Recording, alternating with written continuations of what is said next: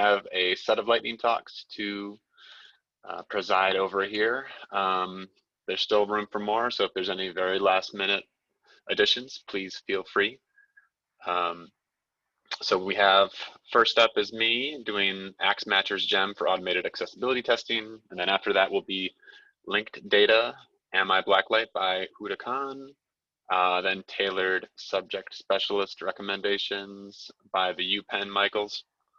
Blacklight IIIF with Eben English after that. And then What If Cronjobs Don't Do Their Job by Jenya at TRLN. And I see another one, Stanford call number browse, which is great. Thanks, Jesse. So I'm going to get going here. I'm not sure if this is going to be exactly 5 minutes, but I'll do my best to stay on it. All right. So I am here to present Axe Matcher's gem for automated accessibility testing. This is not something I wrote, but rather a gem I found out in the community. So thinking about the things that developers and developer adjacent people have to worry about, we have a long list. Performance of the application, the user experience, our test coverage, keeping your hosting costs low, observability, DevOps, good data, project management strategies, being agile, and countless more. And I think this long list of worries and concerns that we have often lead to losing accessibility in that shuffle, which of course is federal law, Section 508. And it's also the right thing to do for your users. So we should try to see if we can prioritize it. And this gem that I was able to use and just try out for a minute, it does something that for me is really helpful, because usually the way we have the process of accessibility checking our code and applications is either a site scan after the fact,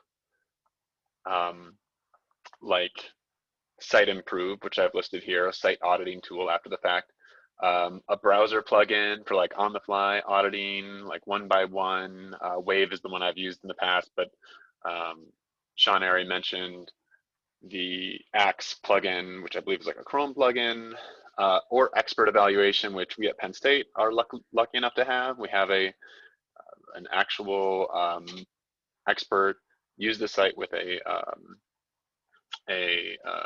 screen reader, and you can watch them use the site, and she talks through what the issues are, and that's invaluable. I think another option of testing on the fly would be sort of using like a voiceover tool yourself that's built into your operating system, or that you can download and install, and trying to use the site that way.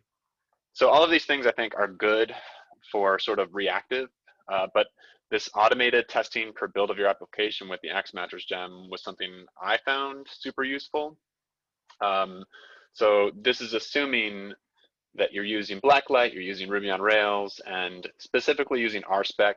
I don't know if it works with Minitest. I've never used Minitest myself. It probably does, I don't know.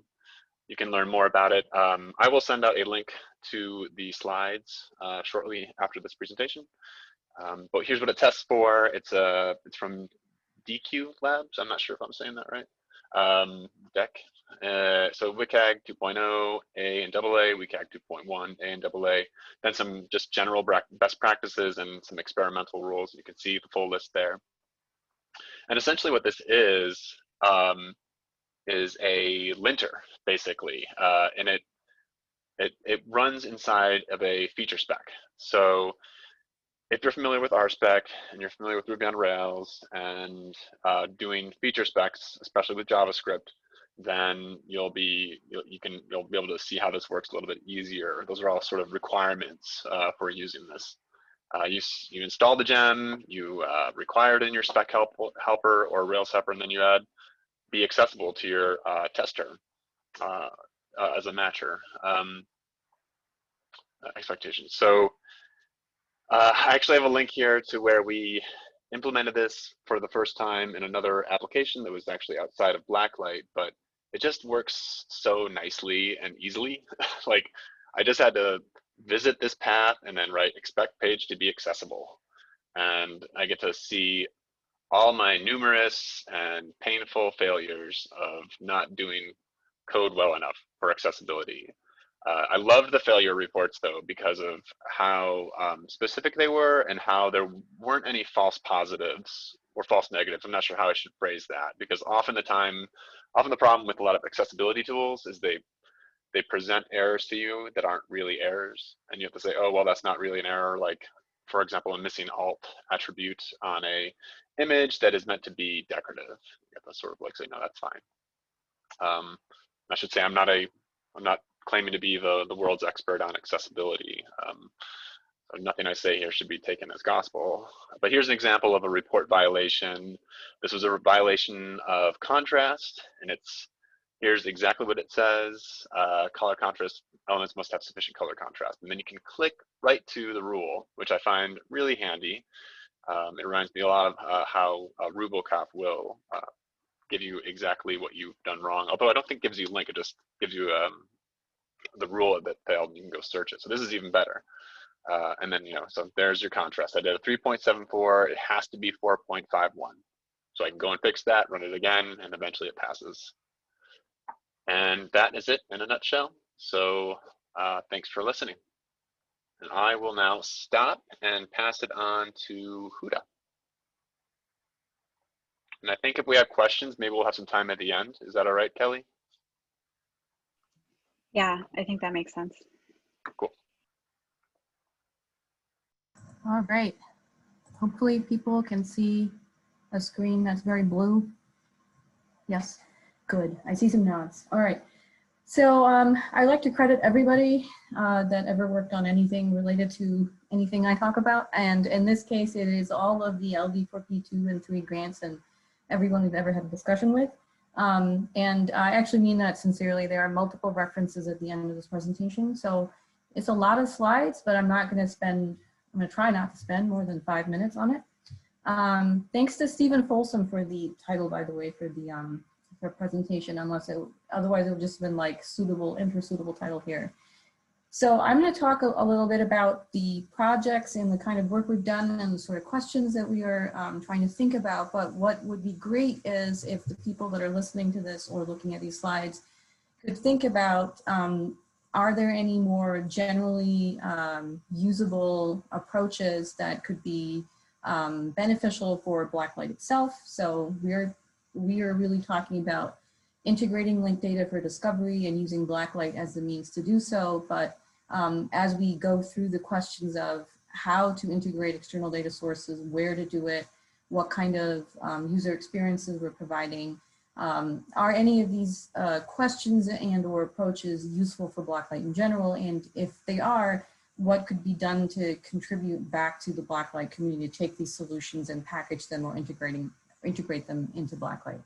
So I don't have the answers for that, but it would be great if people could think about that as they go through it. So what am I talking about? Just to step back and to frame it a little bit, I mentioned how this work talks about using linked data within discovery. In our library catalogs, a lot of you listening to this have one or have worked on one.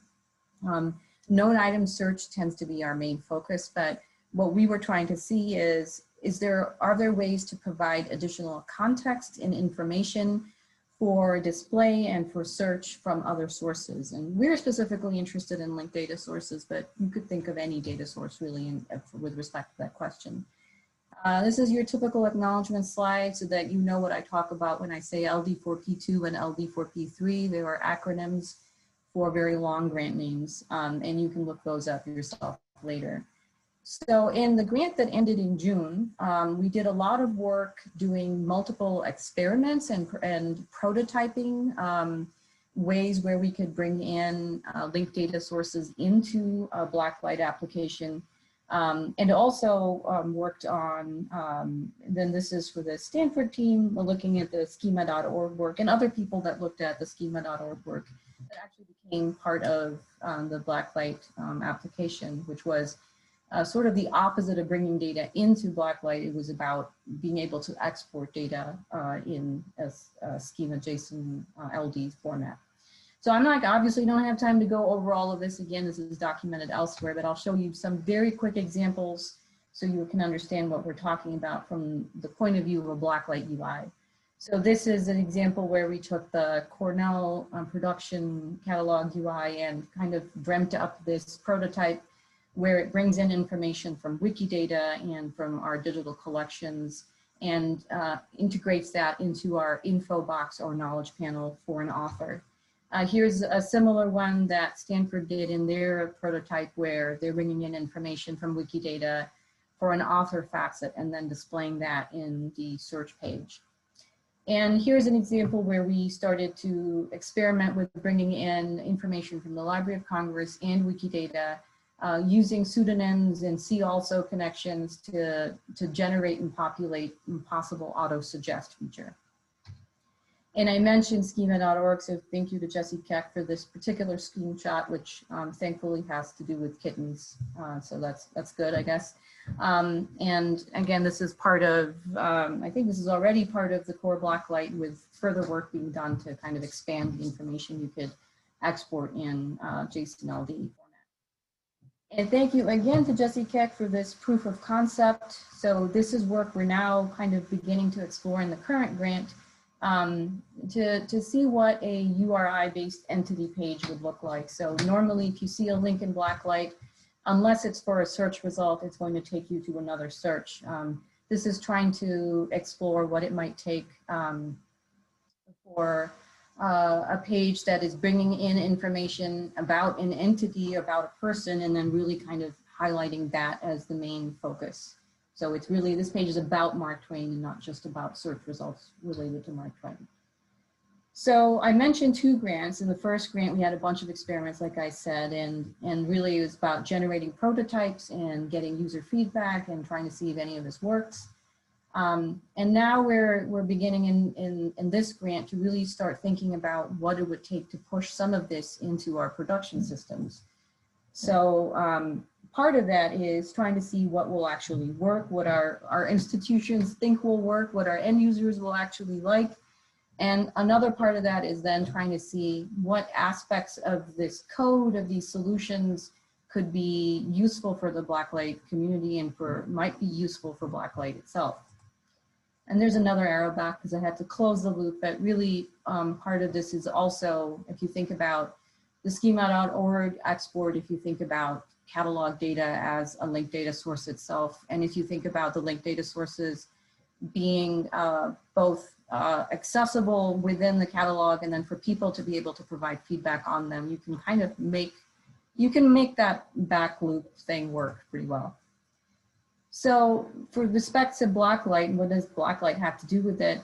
As part of these grants, it's been one of our central tools that we're using to try to customize and extend. And so we're asking questions like, if we were to integrate linked data, if we were to integrate these external data sources, what would it take for a Blacklight out-of-the-box app to be able to use those, if that is even a solution that we would want? How can we make that code configurable? So we need to be able to bring in data to display it. We need to be searching and faceting on it, perhaps. So there are customizations on the display level. There may be configurations we would like to support for just bringing in other data sources. So there are a lot of questions here that would be great to see what other people think about that. So that's it. There are lots and lots of links, so please do take them, and as usual, the slide with everyone that has ever done anything with this, and there have been a lot of people, so thank you to all of them. Cool. Thank you, Huda. And let's see, next up, we have tailored subject specialist recommendations via the Solr JSON Facet API with the UPenn Michaels. That is, can I be heard here? Yes, you can. Okay. That's me, Michael Canning, and my colleague, Michael Gibney. I believe I have screen sharing rights here. Let's see. Hello. Oh. Hey, Michaels. So I don't have an exciting PowerPoint here. So this is about a new feature we recently deployed in our catalog, Franklin, that with the intention of trying to give our subject specialist librarians more things to do. see, we have all these nice subject specialist librarians listed here on our library homepage in our Drupal site based on their subject specialty. And I don't know why I can't change tabs here. It's because of this zoom menu here. Go away. Drupal also makes this available via their REST API so that we can get all the subject specialist information I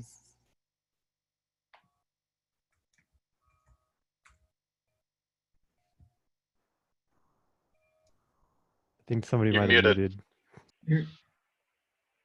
Mike, you gotta unmute yourself. Mike. Yes. Sorry, I'm playing a lot of games with this zoom menu here, trying to get it out of the way that you can't see. So yeah, we're pulling in that information occasionally when users do a query, and based on some magic that Michael has authored with the Solr JSON Facet API, we can determine the most relevant subject specialist librarian based on a user's query. And so you can see on this results page here that we have this nice little panel down here in the bottom pointing you towards the relevant subject matter specialist for this query here on Baroque musical instruments. And this works for all types of queries, not just keyword queries, but also our title keyword. And here you see that Nick here has many subject specialties, but this particular search that I did, which is actually not the right search term, but I searched for A Theory of Justice, a book, famous book, philosophy and political philosophy book. It actually highlights what we have deemed the relevant subject specialty here amongst his many subject specialties.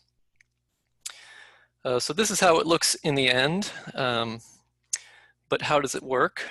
Well, that's where the Solr JSON Facet API comes into play. And I won't claim to know very much about the Solr JSON Facet API. That's Michael's forte. So maybe Michael, would you like to step in here and talk a little bit about what's going on there? Sure, yeah. So the JSON Facet API, first and foremost, is not really related to JSON. So it strikes me as a little bit weird to have a very powerful and flexible feature named after a data serialization format. But don't be thrown by the name. I think there are a lot of really exciting things that can be done with this. And what we're showing you today is really just sort of scratching the surface. But this works in a way that is not like keyword dependent, and it doesn't require much like fiddly hand coding of things. The thing that we do that is hand curated is the queries that define the domains that we want that we consider to be associated with particular subject specialties. And so as you can see, we have here with the anthropology example, we have a query that defines the domain that we consider to be associated with this subject specialty. And then we compare the correlation of the search result domain that comes back in response to a user's search. We compare the correlation of that domain with the query that defines each subject specialty, normalized with respect to the background domain of essentially all documents. But the foreground and background queries can be like arbitrary. So depending on what you're trying to do, you could come up with potentially different use cases. This relatedness is particularly exciting as a facet function, particularly for sorting, because it behaves kind of like naive count in facets, except that it is sensitive to how common a given heading or term is. So it kind of corrects for things. And it corrects for that in ways that make it more useful than a naive count. And as you can see, some of these queries are kind of complex. So it does require knowledge of the index to configure the queries, but it gives you arbitrary specificity. So like I've seen other subject specialist recommenders that are based on, say, call number or subject heading in a sort of more like a narrower way. But here, if you can write a query that defines a particular domain, then you can calculate the correlation of a user's search results with that domain. Sometimes I have presented things that depend on forked Solr, but this is not. This is ready to go, particularly for the subject specialists. This is something that anybody could implement if they wanted to. There are other cases of using this kind of correlation-based sort for subject headings or author headings that are not quite ready yet in stock Solr. I wouldn't recommend using them in production with stock Solr, but I think there's enormous potential there also. So that's something that we're pursuing, and it could end up providing like a subject heading entity-based search results with what is essentially like relevance-ish sort. Michael, can you say a little bit about this this magic here, where we're configuring the facet field? So we have extended the add facet field in Blacklight to accept this JSON facet parameter, and that gets passed in a native Ruby object that describes the JSON facet query. And some of those can be very complex and kind of rangy, but there's a great deal of power that comes with that as well. And so we've worked on integrating the JSON facet as a configuration element in add facet field in a way that we hope will be able to be pushed to upstream Blacklight. And yeah, I think this is all relatively new work, but we're really excited about how it's coming together, and we hope that it can become useful to other people more generally. Mike, I don't know if there were other things you wanted to touch on, or? No, that was about it. This big JSON, or this Ruby hash here, gets converted to JSON and sent into Solr with that query that we saw here. That's what this is. And these keys here are what we use to match to the relevant subject specialist from the Drupal JSON, so that we can in the end render one of these nice little panels with a picture. So as subject specialist librarians are added, removed, and modified in Drupal, we don't have to change anything in our code here. It's all very dynamic. And so far, it's been good. Sometimes the subject specialist librarians are a little bit miffed by some of the occasions in which they show up, but we take that, I think, as an opportunity to refine the query to make sure that the appropriate subject specialist is being displayed. Yeah, and I think just to pick up on that a little bit, I'll say the feedback so far, like qualitatively, has been overwhelmingly positive. And I don't think that that's because people are being polite. I think it really does behave pretty well. And we have a threshold set. So if the confidence of the correlation is below a certain threshold, it just falls back to showing, nothing in particular, a general contact link.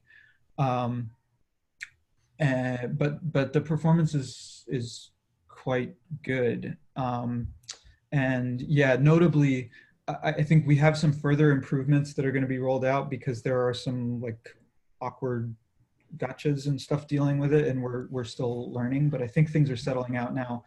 And notably, when we've received error reports so far, everything has had like a nice and elegant solution, as opposed to like being faced with a problem that we feel like we have to be sort of jumping through hoops and doing awkward, nasty things to fix. So yeah, it's been a positive experience so far. I put there's a Google Doc with some links and some more information in the chat, in the Zoom chat. Yeah, That's it. just to add, I grabbed that link and I put it in the agenda and linked the text in there. Yep. Went ahead and took that liberty. Hope that's okay. Assumed Yep. it was public. Okay. That's all right. Cool. Thanks, guys. Thanks, Michaels. Thank you. That was really interesting. So next is Eben English, Blacklight IIIF search. Eben, can I pass it to you? Yeah. Yep. Thanks. Okay, let me just share my screen here. I have many things to share. Okay, so yeah, hopefully you're seeing this. I want to talk about Blacklight IIIF search, which is a plugin for Blacklight that provides IIIF content search functionality. This is basically about providing full text searching, or like searching inside of a document or a multi-page work, essentially, or any work that has full text. If you're not familiar with this API, it's probably one of the lesser known IIIF APIs. Most people know about the image API or the presentation API.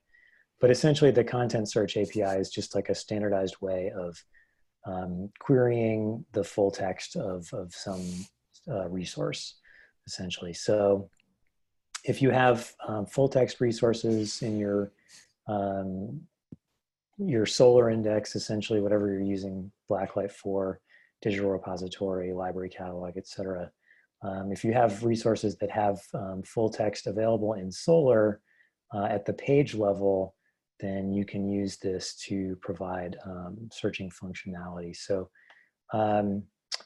there's a few sort of general assumptions that you're using Blacklight, that you have items with full text. The text is indexed in Solr, and that essentially each page is its own Solr document with indexed text in some kind of text field. So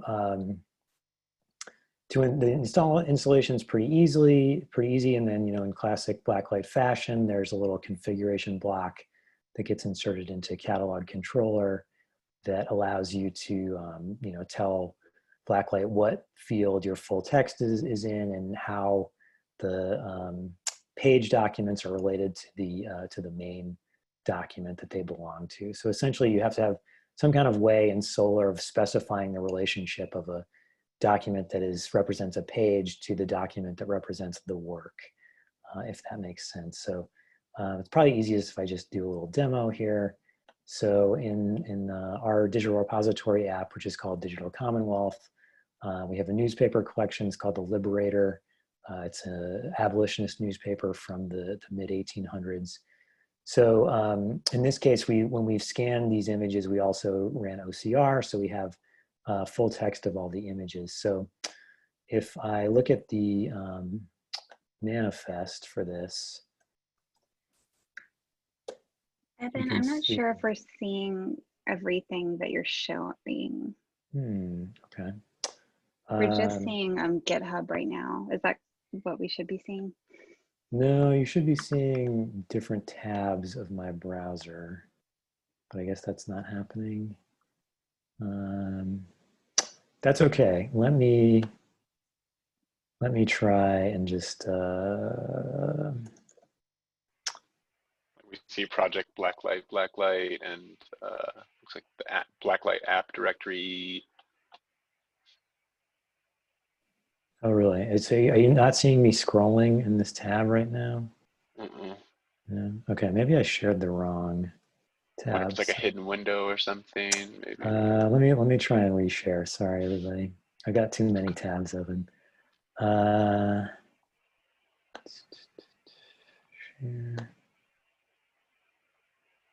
Okay, are you seeing me scroll up and down now? Yep, I'm seeing Yes. scrolling action. Yes. Oh, okay. Sorry, I had the wrong GitHub page open. Okay, apologies. So anyway, let's just see if I can undo this. Never mind. Okay. This is the GitHub page. It's Boston Library / Blacklight IIIF search. So essentially, let me show you. This is the IIIF content search API. This is the configuration block in my applications catalog controller that tells the application where to find the full text content. This is an item in my repository that has full text content. So I'm just going to bring up the IIIF manifest for this object. And so basically, when you want to tell IIIF presentation manifest about search functionality, you add this little service section here in your manifest that provides the URL of the IIIF search. And so when I click on that, this is going to take me to the IIIF search route that the gem adds to your application. So you essentially just can just do a simple query. So I'll just do a query for Boston here. And so what I get back is a IIIF content search API response where each of the hits in the full text is provided as a resource in this list. And it includes a little bit of text snippet, as well as the canvas, the image object that this text appears on, along with its coordinates here. And so like the process of adding the coordinates is a little bit, is very customizable to your application. So there's a module that you can basically override, that you can just provide a way to tell the application how to get this data. So in our case, we have actually like a JSON file that's stored along with the images that has all of the words and their coordinates on the page. So that basically at query time, when the gem is building this response, it knows how to look for, okay, go grab that JSON derivative, find my search term, find which index of that search hit I'm looking for, and then render out these coordinates as part of this URL. So I can show you a little bit about how that's done here. So in my local app, I'm just overriding a module here, annotation behavior. In this case, there's just a coordinates method that where I can put in the logic to find that. So let's just look at how this works in practice. So just go back to my manifest here, and I'm just going to throw this in something like the universal viewer. So put in my manifest URI, and so now the universal viewer is bringing up my object. And so if you have search available in your manifest, the universal viewer just knows what to do, and so it presents this search box. So I can do a search for Boston, and it will find the results, and it does add a little bit of highlighting because it can use that coordinate data to find where the hits happen on the page, essentially.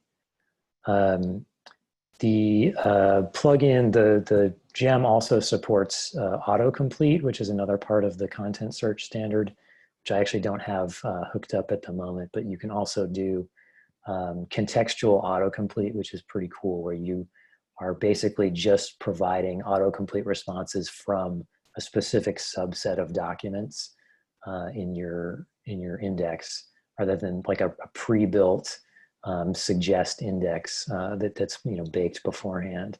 It requires adding an additional jar file that I think Chris Beer developed at Stanford. So thank you again, Chris, for letting me include that as part of this gem.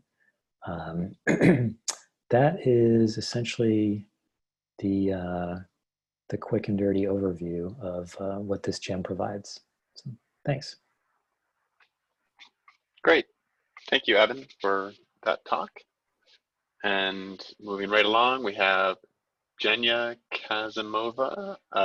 What if cron jobs don't do their jobs? Perish the thought. Jenya? Can you hear me now? Now I can hear you, yes. Hi, Floor everyone. is yours. Can you see my screen? Okay. So what I'm going to talk about, in my lightning talk, I just would like to share my experience on when I was trying to solve a real problem applications. In the Children Discovery project, we have multiple applications, and one of them is this Facet application. And here's just one of the pages. What we do here, basically this application has a database where we store all the documents that go into Solr and all the transactions. For example, on this page, you can see some of the NC Central transactions. When I click here, you go to a different page where you can see the documents that in this transaction. So my task was, basically we decided that we want to do some cleanup in this database. It means that we just, let's say once a month, wants to delete all deleted records, all deleted documents. It means if a document is deleted in Solr, it means that we don't want to keep this document in this database. We just want to delete it so we can like have more space available in this database. And basically do the same with the transaction. If a transaction has 0 documents, we want to delete this transaction. And the task is very simple. Like, you know, I think everyone gonna do the same. What I did, I basically wrote this script where I said, okay, go to the applications directory, export all these environmental variables, and just run this rake task. But I had a problem, like I couldn't schedule this task because I had a problem with the bundler. And the idea is that I can schedule this task only as a root user. And the reason for that, because I need to access these variables. But if I run this as a root user, I cannot use bundler to run this task. And basically I was just like stuck and didn't know what to do next. But I worked with Adam Constabaris on this issue, and he suggested using system timers. And it was super simple, very easy to use. What I had to do, I had to create 2 extra files. One file is kind of like a service file where I have to say, just run this task in this file. And another file I need to create, basically the timer file, where I'm gonna say, run this task on this schedule. Basically, I run it on first day of each month at 3 p.m. And it works really nice.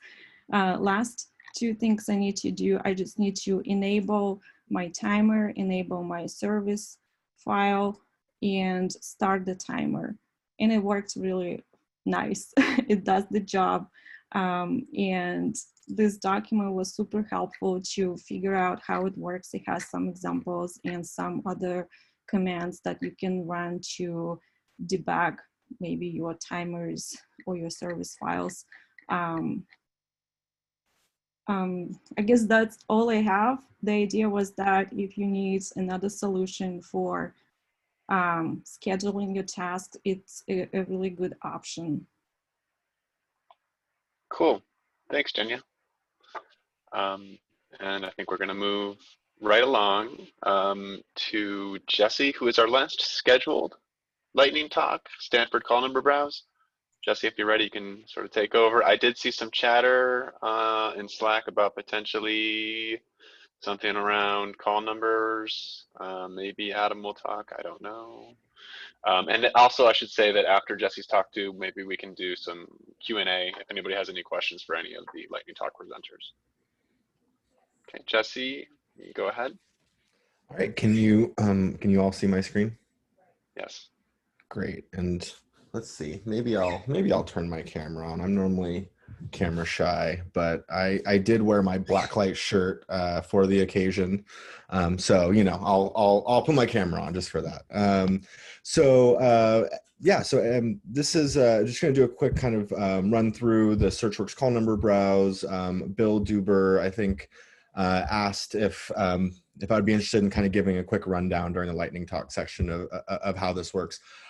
We've given, I think we gave a Code for Lib talk years and years and years ago, Naomi Duché and myself, about this. And I tried to do some Google foo to try to find some of that stuff right before this, and kind of didn't, but I'm sure it's out there somewhere. So there's a lot more details about what this is, but I'll just kind of really briefly go through it, and then happy to, you know, chat with anybody in Slack or whatever more about this.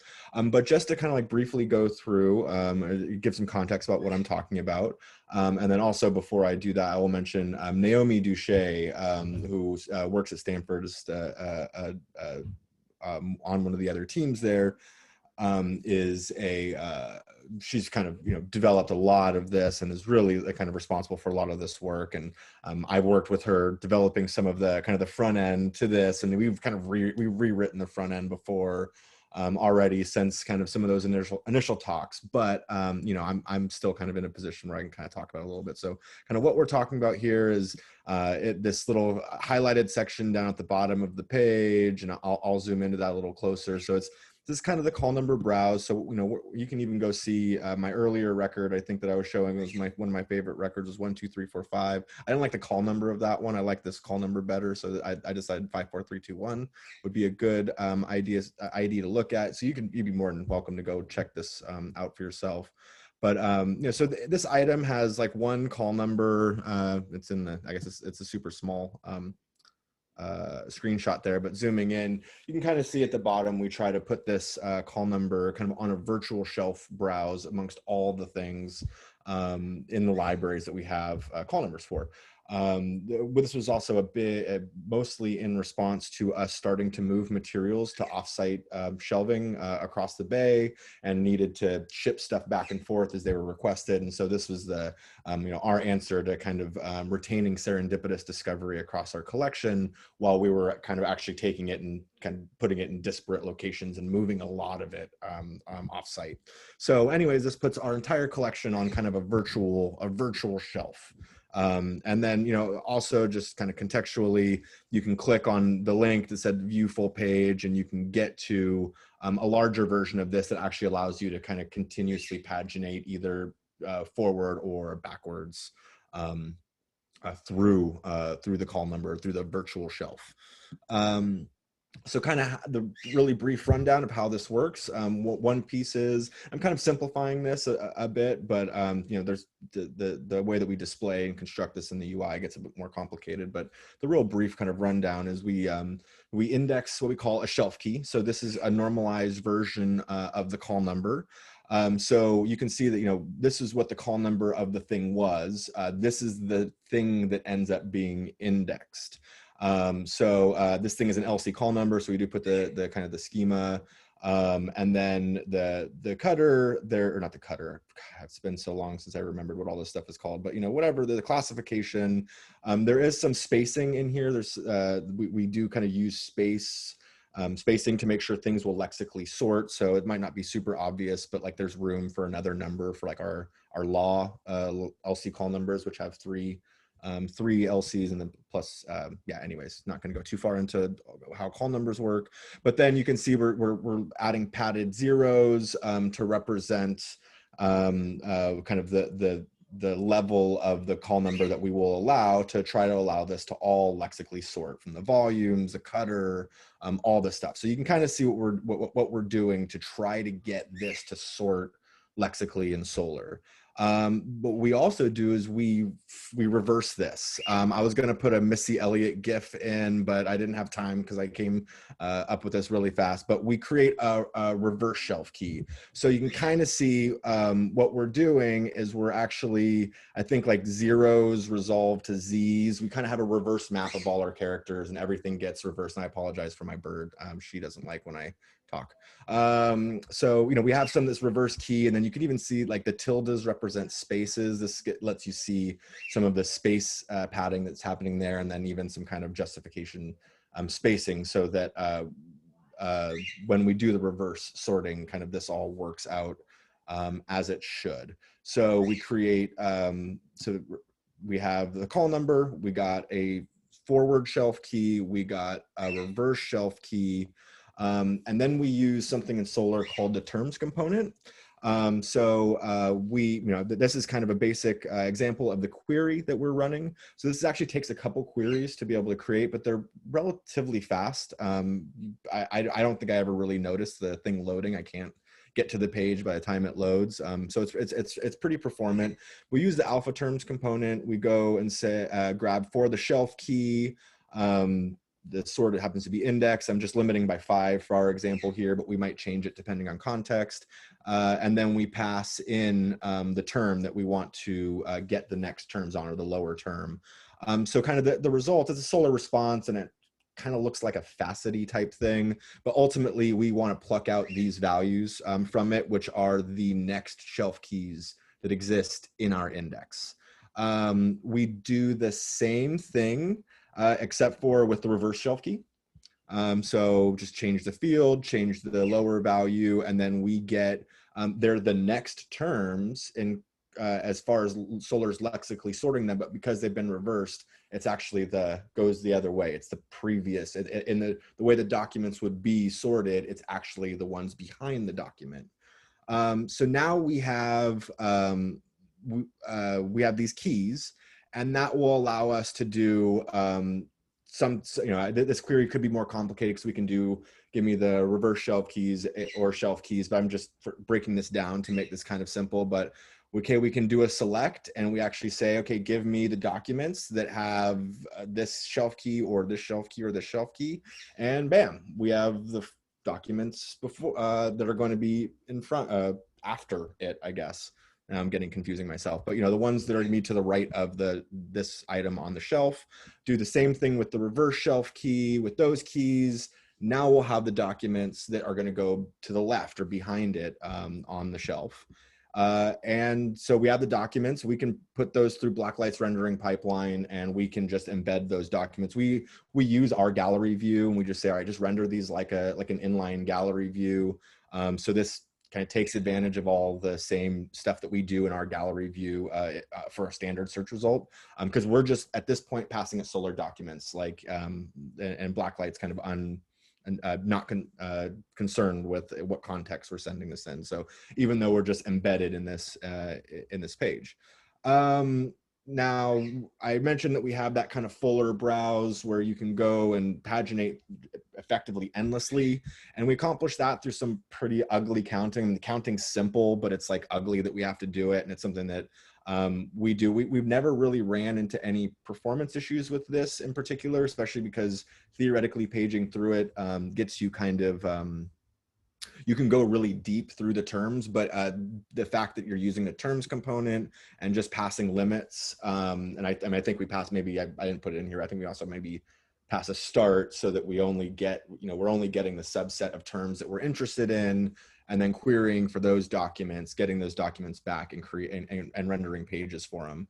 This obviously has some limitations, like we can't facet you can't facet the call number browse, because you're only ever dealing with subsets of documents. You're not dealing ever with a query across your entire collection. So, you definitely have some limitations. But in I think all of the time that we've ran this, the only feedback that we've ever gotten by that was by like librarians that work on the catalog team asking like, why don't we get facets for this? And we've never had a legitimate user feedback that I'm aware of that was like asking for faceting of the call number browse UI. So yeah, this has been in our production application for quite a while now, and we've had some UI rewrites of it, but I'm happy to answer any kind of questions now or later. Thanks. Cool.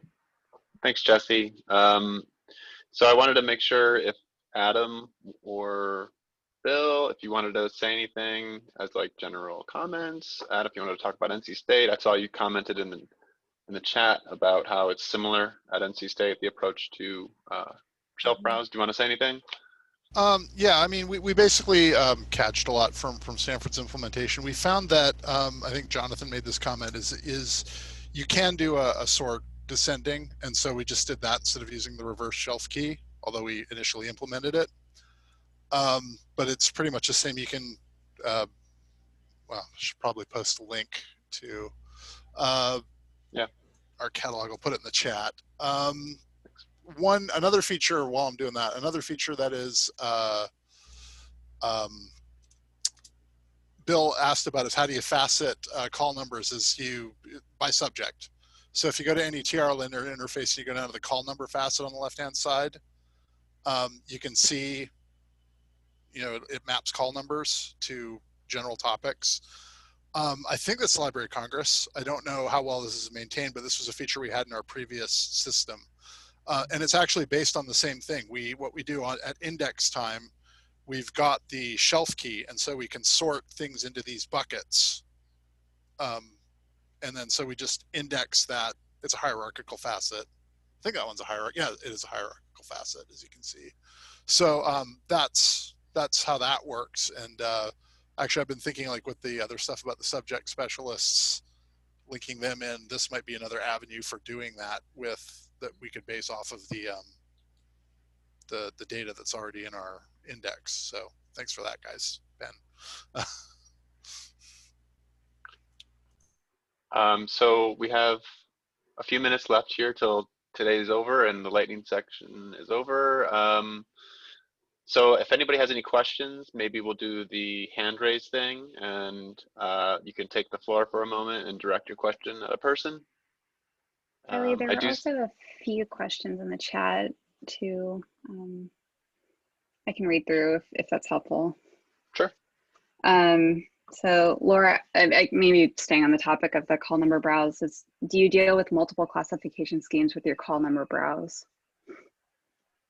So for us, our implementation, we do. We have a Dewey, LC, and the very first two letters of our shelf keys were basically LC. I think it might just say Dewey when it's Dewey. I can't recall, but basically that means that all LCs and all Deweys will be at least sorted together. So when you're looking at any one and you're on the shelf, you're always near the ones that are in that same classification. So that's how that kind of worked for us. We also did some stuff with like alphanumerics and maybe sudoc call numbers because we're a repository for the government documents. So yeah, we have a couple of different classification schemes that we do deal with. There's some that we just throw out and say, we don't know how to deal with this and we're not going to try because we have a lot of data. One thing is we do have some some records that have both LC and Dewey. I didn't show that or what we do to deal with that because it does get a little bit complicated. But we basically, from a UI perspective, we separate that all out and we actually just have multiple buttons for the different call number stems, more or less, that we have. And that gets into really complicated stuff into how we're processing and normalizing our call numbers. But we basically kind of figure out once the call number diverges enough where it's either LC or Dewey or maybe completely different classifications, we'll put different buttons that allow you to jump into the call number browse at that point. So hopefully that helps answer that question. Yes, thanks. Are there other questions in the chat we want to call out specifically that you've seen, Kelly? Yeah, David asked, I think this was for the Michaels, but are the expert documents in a separate Solr collection? Charlie answered my question. Oh, never mind, sorry. I do actually have a follow-up question for Jesse, which is related to how you handle multiple call numbers in your implementation. I thought I had taken a look at the Stanford implementation about a year ago and had assumed, and I think maybe incorrectly now from hearing you, that there was a one-to-one correlation between the documents that are indexed and the call numbers, so that there was no, like for situations where you have multiple call numbers and you want them to actually appear in different places by browsing, like So they would, you know, like let's say that they're like in a different library, and they would just appear in that section. That's not handled. Was I mistaken to assume that? Yeah, I think so. Yeah, I mean, at least from the call number browse perspective, it does certainly have the ability to, because we definitely have stuff that is in multiple libraries, multiple classifications, and it does handle that. I can come up with a example. I'll pop it into the chat. If I'm understanding the question correctly. Yeah, like you have the same sort of document, Solr document that would appear basically in the same would appear, let's say, you know, at X, position X, but then again would appear with another call number at position Y. Yeah. Yeah. So actually, I can share my screen. So Jesse, I'll just add while you're doing that. Yeah, our shelf keys are multi-valued, but we also try to lop off the bits that are not going to appear in other documents. So if you had 10 different shelf keys for an item, but they vary by something that's going to be unique within that set, we won't get 10 different options. We'll collapse them down to a single one. Yeah. So here, like for instance, we have this item that exists in Green Library, but is also in our on off-campus shelving, and one it's classified as a PQ. Sorry, I'll bump myself up there. And the other one is classified as in a Dewey classification. So this is kind of an extreme example, but it would also work, as Chris mentioned, if there were multiple LC classification schemes for the same thing that didn't like match by that kind of lopping that you mentioned that we do. But yeah, so then we've got, you know, we have the ability to jump in at the Dewey from the Dewey side at the 800s, but I could also see this item from the PQs. Interestingly, it shows the Dewey call number, but it's, you know, it's shelved along the side of it. It's showing where that item would be in the PQs as well.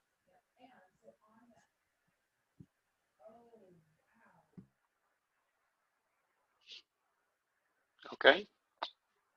Well, I think we're very, very close to time here. I don't know if we have enough time for one more question, or if we want to sort of sign off at this point. Kelly, what do you think? Unless anyone has any burning questions, we do. So we're wrapping up for today, but we'll resume tomorrow at about 2 p.m. Eastern time. But we're starting off the day with an Ask Anything. So if there's anything that wasn't answered here, or you come up with questions later, please do add to that Ask Anything document. And so I guess we'll see everyone tomorrow. Thanks, Charlie, for leading this. Sure. Thank you. Thanks to all the presenters. Great job. Thanks all.